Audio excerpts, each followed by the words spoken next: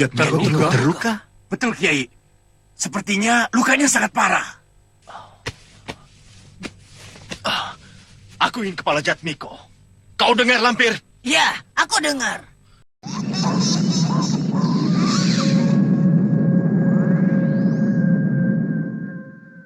Terus terang, aku tidak sanggup lagi berhadapan dengan Bayu Seta.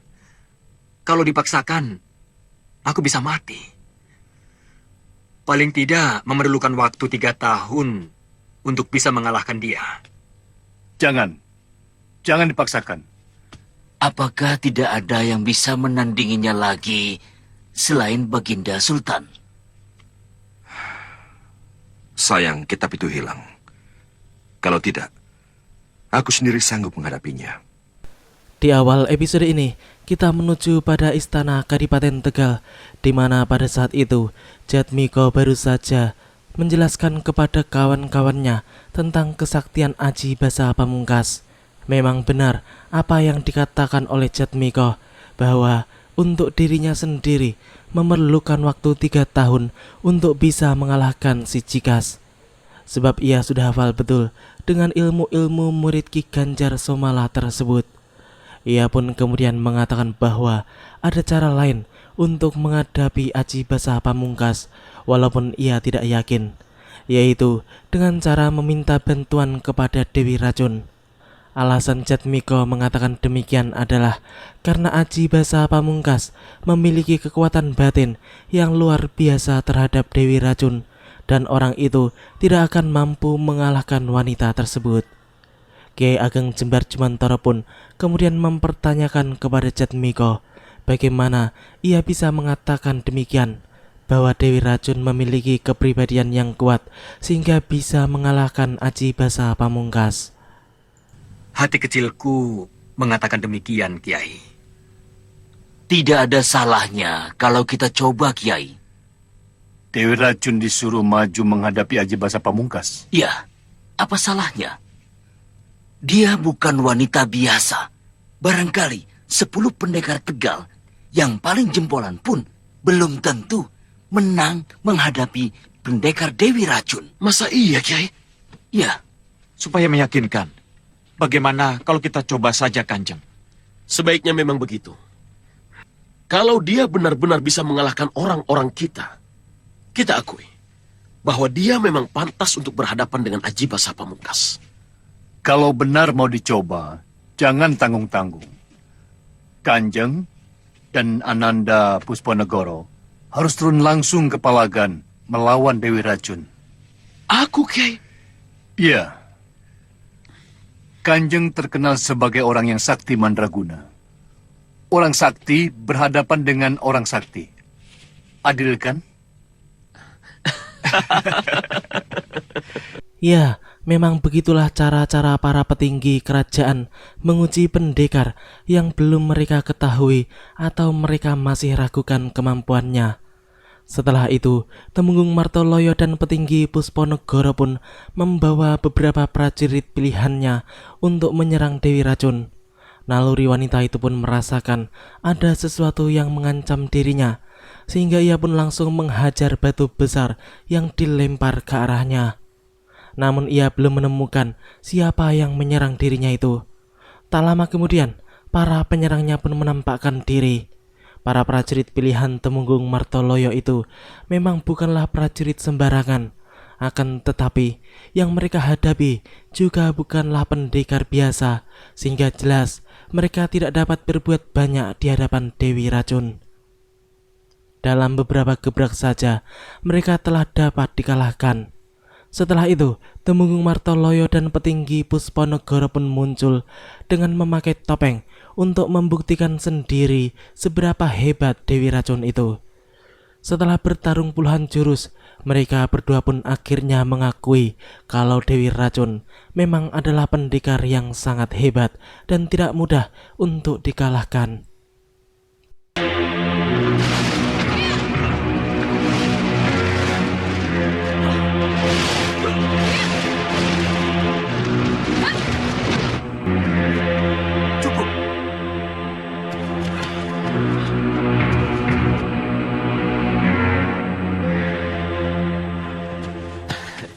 Maaf, Nyai.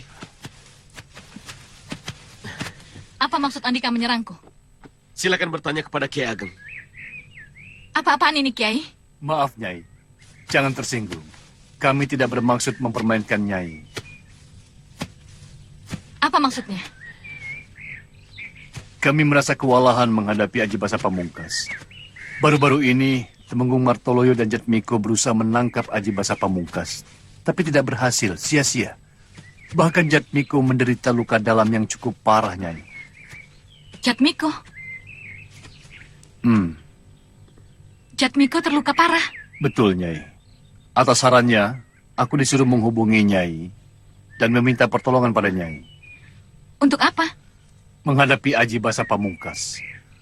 Menurut Jatmiko, hanya Nyai yang sanggup mengalahkan Aji Basa Pamungkas. Aku? Dewi Racun pun menjadi heran sendiri mengapa dirinya yang dianggap sanggup mengalahkan Aji Basa Pamungkas. Kiai Jembar Jumantoro pun mengatakan bahwa sebenarnya mereka sendiri tidak percaya. Oleh karena itu, Temenggung Martoloyo dan petinggi Pusponegoro pun menguji dirinya. Dan setelah mengujinya, mereka pun baru percaya bahwa kemungkinan omongan Jatmiko memang benar kalau hanya Dewi Racunlah yang mampu mengalahkan Aji Basa Pamungkas. Sebenarnya bukan hanya ilmu Dewi Racun saja, namun kekuatan batin yang dimaksud Jatmiko itulah yang akan mampu mengalahkan Aji Basa Pamungkas. Wanita itu pun kemudian meminta sang kiai untuk membawanya menuju ke tempat Jatmiko. Sementara itu, di istana Kadipaten Tegal, tampak Jatmiko yang masih terbaring lemah. Ia ditemani oleh Kiai Basari. Kini keadaannya sudah jauh lebih baik dari kemarin ketika sehabis bertarung melawan Aji Basa Pamungkas. Tak lama kemudian, rombongan Kiai Ageng Jembar Jumantoro pun datang bersama dengan Dewi Racun. Wanita itu pun kemudian meminta agar dirinya ditinggalkan bersama dengan Jatmiko karena ia ingin berbicara empat mata dengan pendekar yang ternyata adalah mantan suaminya itu. Boleh aku memanggil Kakang lagi kepada Andika? Apakah Andika masih merasa sakit hati kepadaku?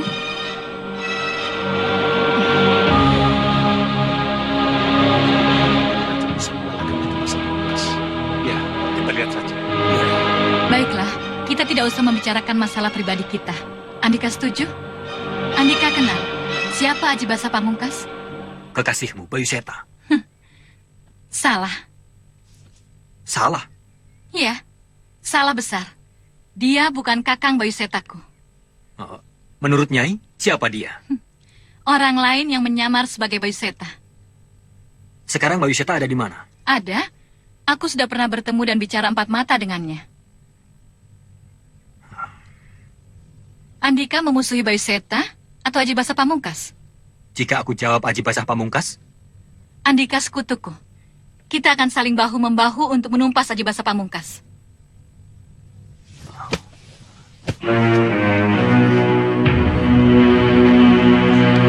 Kita cari Aji Basa Pamungkas bersama-sama. Kita bunuh agar dia tidak menjadi kelilip baginda Sultan. ya. Kenapa? Jiwa besar Jatmiko dan Dewi Racun telah menyatukan mereka dengan mengesampingkan urusan pribadi keduanya. Kini mereka berdua bersama-sama dengan Temenggung Martoloyo serta petinggi Pusponegoro langsung bergerak menuju Margasari. Karena menurut Dewi Racun, Aji Basa Pamungkas sedang berada di daerah tersebut. Jatmiko pun merasa bahwa dirinya sudah sehat sehingga ia siap untuk membantu Dewi Racun menghadapi sekutu Aji Basa Pamungkas. Sebab pasti penjahat itu tidak akan sendirian, melainkan bersama dengan Mak Lampir dan antek-anteknya. Dewi Racun pun kemudian mengatakan kepada kawan-kawannya bahwa mereka harus mencari Aji Basa Pamungkas sampai ketemu dan ia tidak akan pulang ke Kadipaten sebelum usahanya itu berhasil. Sementara itu, si Cikas di saat itu sedang bersama dengan Endang Cuiri. Dan mendadak saja mereka didatangi oleh Mak Lampir yang memberitahukan kabar tentang kedatangan Dewi Racun, Jatmiko, dan Temenggung Martoloyo ke tempat tersebut. Mereka pun bersiap untuk mencegat orang-orang golongan putih itu. Namun seperti biasa, antara Mak Lampir dan Endang Juwiri saling bertengkar dan sama-sama tidak mau mengalah.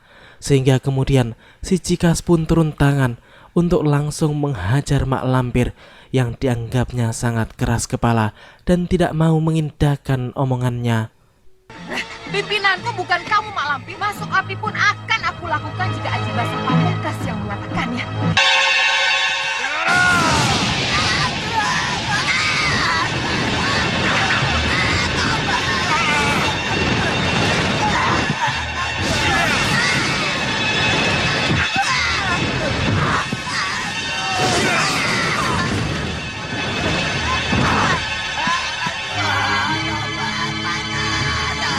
Ingat Mak Lampir, sesama teman sendiri, jangan bertengkar. Ini hutan Margasari. Waspada saja, Nyai. Betul. Pasang mata untuk menjaga segala kemungkinan yang bakal terjadi. Rombongan Dewi Racun kini telah sampai di hutan Margasari. Mereka pun langsung meningkatkan kewaspadaannya. Sejak memasuki hutan itu, Jatmiko pun sebenarnya telah merasakan kalau ada beberapa pasang mata yang telah mengintai pergerakan mereka. Dewi Racun dan Temenggung Martoloyo pun kini juga telah merasakan dan mengetahui para pengintai tersebut. Namun mereka masih tetap berjalan dengan tenang dan berpura-pura tidak mengetahui kalau mereka sedang diintai. Sebab sasaran utama mereka bukanlah keroco-keroco pengintai tersebut, namun masih ada di depan sana. Tak lama kemudian mereka pun sampai di tempat si Aji Basa Pamungkas.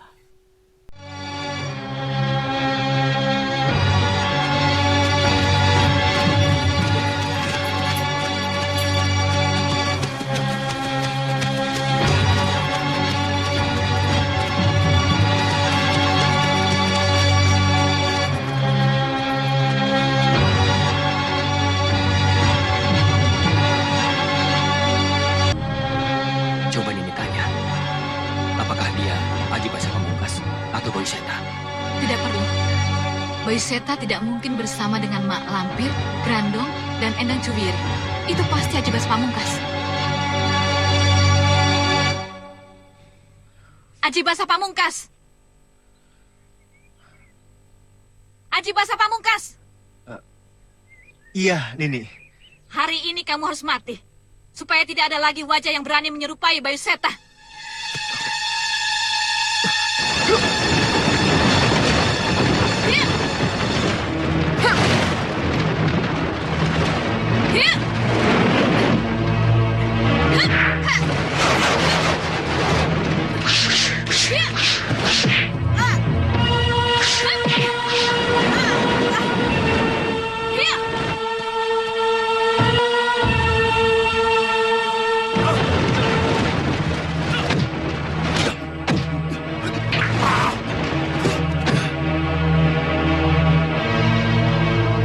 Ayo bangun! Kau lawan aku! Ayo bangun! Temenggung Martoloyo pun kini berhadapan dengan Ki Bolang, sedangkan pertarungan antara Dewi Racun melawan Endang Juwiri tampak sangat sengit. Dua-duanya sama-sama mahir dalam bertahan dan menyerang. Sedangkan Temenggung Martoloyo yang hendak dikeroyok oleh Grandong dan kawan-kawan Ki Bolang pun langsung bersiul memanggil kudanya, dan hasilnya sangat di luar dugaan. Kuda itu ternyata bukanlah kuda sembarangan, sebab ia bisa bertarung. Ia tampak langsung menghajar Grandong yang hendak maju menyerang. Setelah itu, kuda yang kelihatannya sangat terlatih itu pun menyerang salah seorang kawan Ki Bolang hingga jatuh tersungkur. Orang itu pun kemudian langsung mundur ketakutan.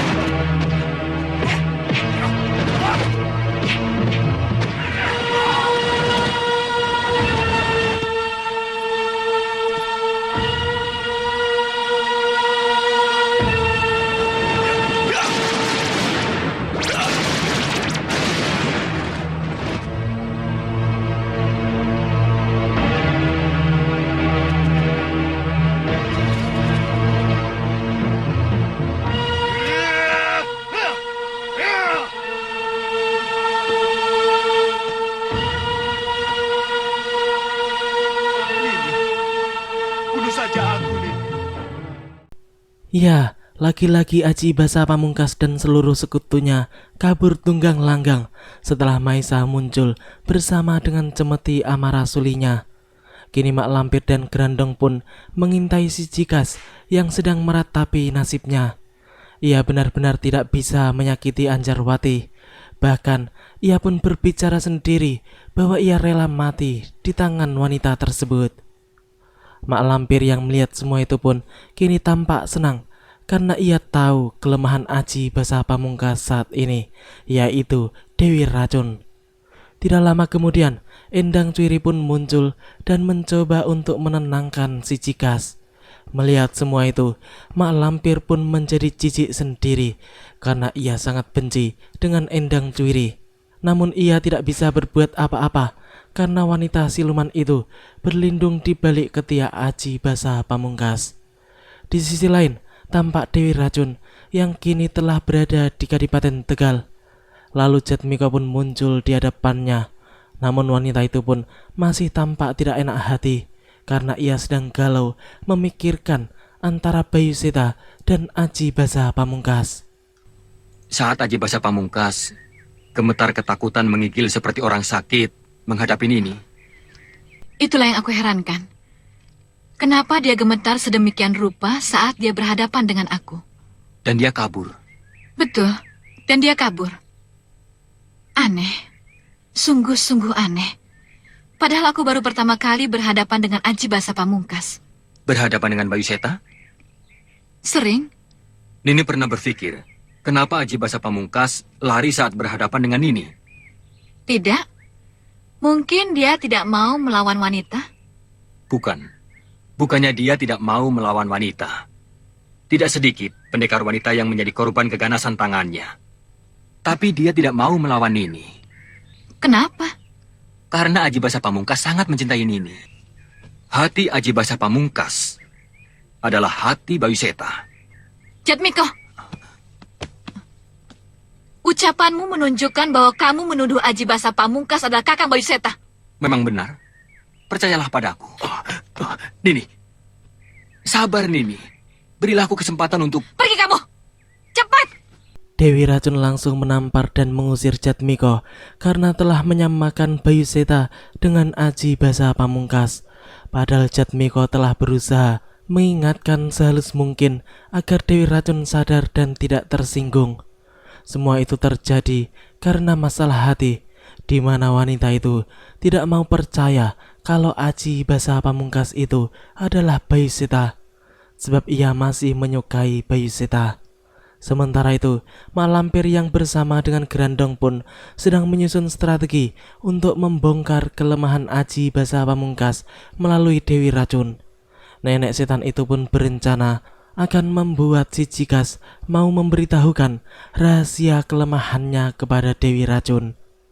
Kini kita menuju kepada Padepokan Cengkini, di mana pada saat itu tampak Kiai Ageng Sebayu, Kiai Jamas, serta Kiai Basari sedang kedatangan tamu, yaitu Temunggung Danupaya yang berasal dari Kadipaten Wirasaba yang akan menggantikan posisi Pangeran Purbaya di tempat tersebut. Assalamualaikum. Waalaikumsalam warahmatullahi wabarakatuh. Saya ditugaskan oleh Gusti Sultan Agung untuk menggantikan Pangeran Purbaya menangani masalah Aji Basa Pamungkas di sini. Sebab ada tugas yang lebih penting bagi Pangeran Purbaya di Kadipaten Wirasaba yang sedang bergolak. Dengan senang hati dan tangan terbuka, kami menerima kehadiran Temenggung. Namun sebelumnya kami mohon maaf, sebab keadaan kami di sini sangat sederhana. Tidak seperti di Mataram, serba lengkap. Kiai merendah. Justru sebaliknya. Saya lihat keadaan di sini sangat menyenangkan. Segar dan alami.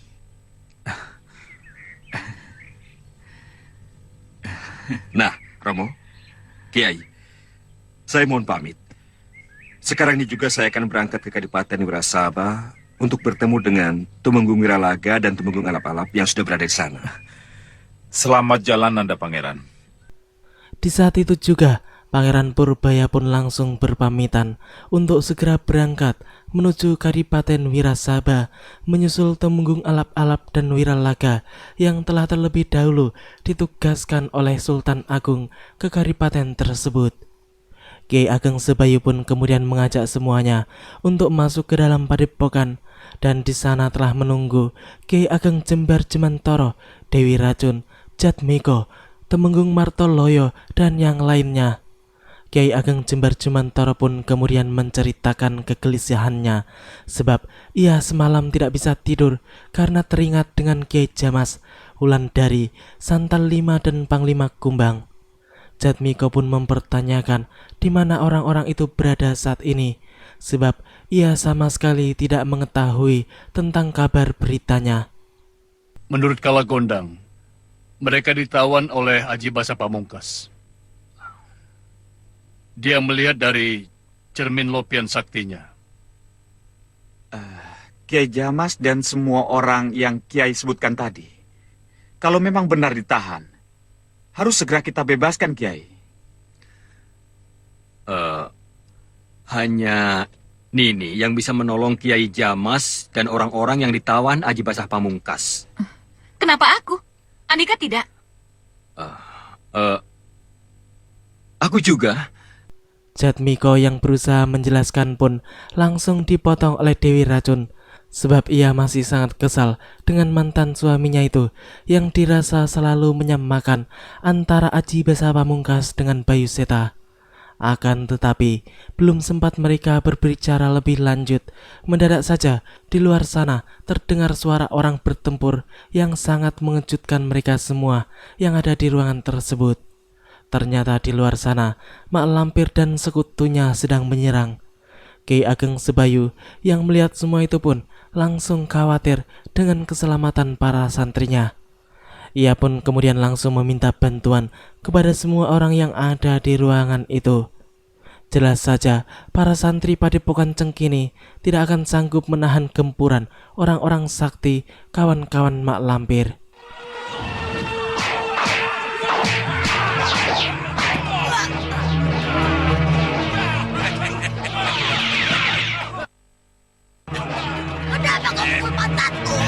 Maaf ya Lampir, saya tidak sengaja.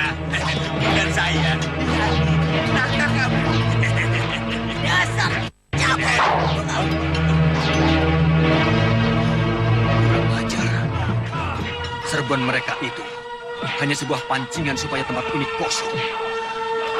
Baiklah, akan aku tunggu di sini menjemput Durat Maka yang akan masuk ke dalam. Tampaknya Jatmiko sangat jeli karena ia tidak terpancing untuk keluar ruangan tersebut sebab ia tahu kalau pasti ada orang yang akan masuk ke ruangan itu. Dan ternyata memang benar dugaan Jatmiko karena di luar sana Kiai Ageng Sebayu dan Kiai Ageng Jembar Jemantoro yang telah menanti kedatangan Aji Basa Pamungkas pun tidak kunjung menemuinya.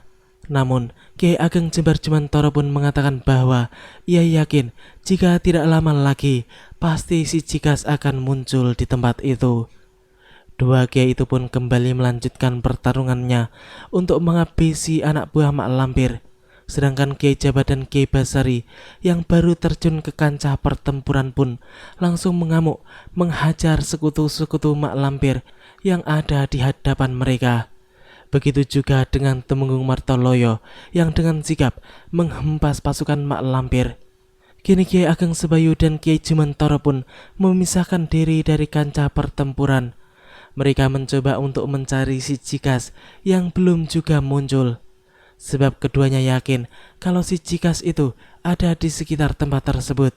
Walaupun penjahat itu belum menampakkan diri sampai saat ini.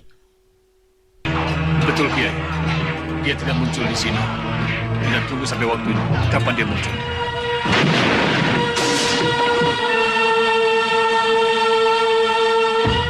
Bayu Seta. Aku bukan Bayu Seta. Aku Aji Basa Pamungkas. Katakanlah 1000 nama. Kau tetap Bayu Seta, musuh bebuyutanku.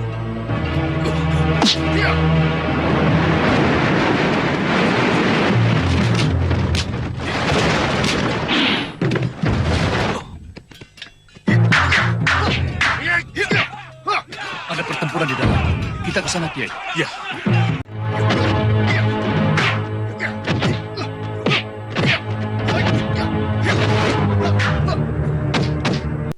Memang sangat tepat apa yang dilakukan Jatmiko untuk tidak keluar dari ruangan utama padepokan, karena kini kenyataannya Aji Basa Pamungkas muncul di sana.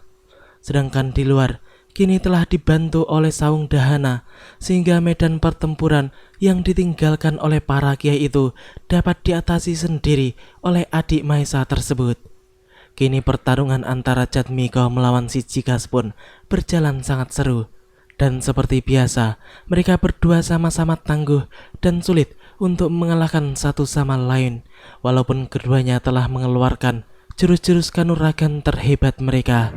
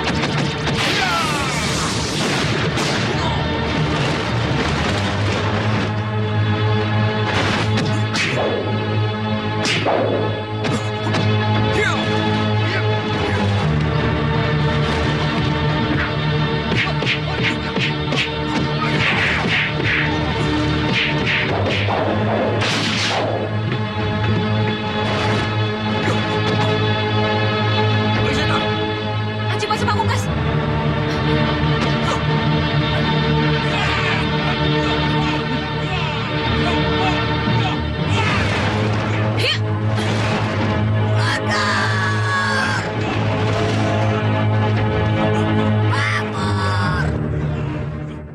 Lagi-lagi Aji Basa Pamungkas pun langsung kabur setelah munculnya Dewi Racun. Setelah penjahat itu kabur, jelas Mak Lampir pun langsung memerintahkan seluruh pasukannya untuk mundur dan melarikan diri. Ia paham betul bahwa ia akan tertangkap jika tidak ada si Jigas yang membantunya. Sedangkan Tumenggung Danupaya pun tidak membiarkan lawannya untuk kabur, sehingga ia kini memiliki tawanan baru di dalam tugas barunya di Kadipaten Tegal tersebut.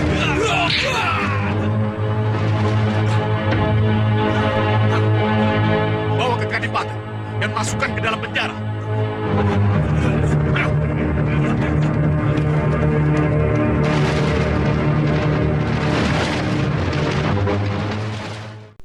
Sementara itu, Dewi Racun pun tampak masih mengejar Aji Basa Pamungkas dengan diikuti oleh Kiai Ageng Jembar Jemantara dan Kiai Ageng Sebayu.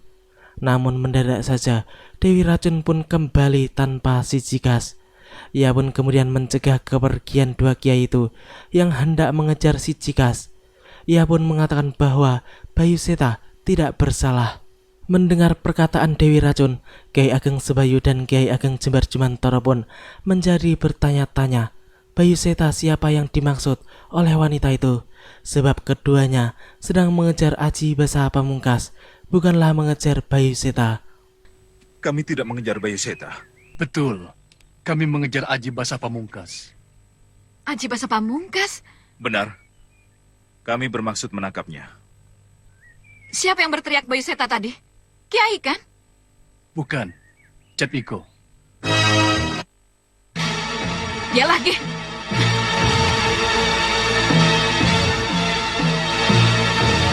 Yang luka 20 orang, Paman. Demikianlah alur cerita di episode kali ini. Nantikan kelanjutan kisahnya di episode yang akan datang. Terima kasih bagi teman-teman semua yang udah mau nonton. Jangan lupa subscribe, like, komen, dan share, serta nyalakan notifnya. Wassalamualaikum warahmatullahi wabarakatuh.